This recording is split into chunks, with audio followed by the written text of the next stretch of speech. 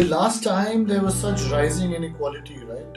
At least the era that I was referring to earlier, pre-World War One, Europe sees in its aftermath the rise of massive socio-political, socio-economic movements like the labor movement.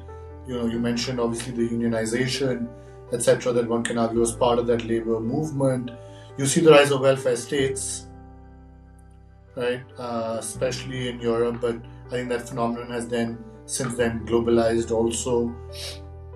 Of course, you see two world wars. You see this battle between capitalism and communism as ideologies between the US and the Soviet Union at the time. Would you say that today's levels of inequality warrant serious thinking about such similar aftermath, such similar implications, or are we not at that kind of level? Many people arguing that we are at those levels of inequality now again, where we might see populism, where we might see many political movements, like one can argue we're seeing in the US. Increasingly we are seeing maybe in some parts of Europe as well and other parts of the world.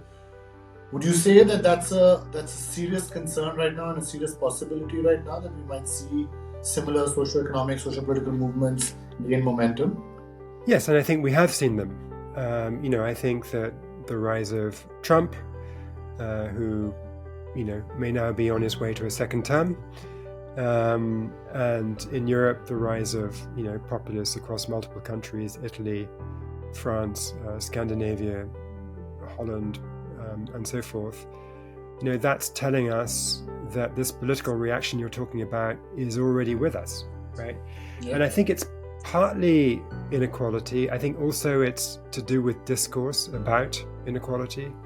I think the perceptions have changed in an era of social media. It's more easy to kind of maybe exaggerate and tell negative stories that cause voters to be angry and cynical about the people in power, and that favors the populace at the expense of the establishment parties. So it's a mixture of objective realities and sort of changes in perception because of the way we communicate with each other.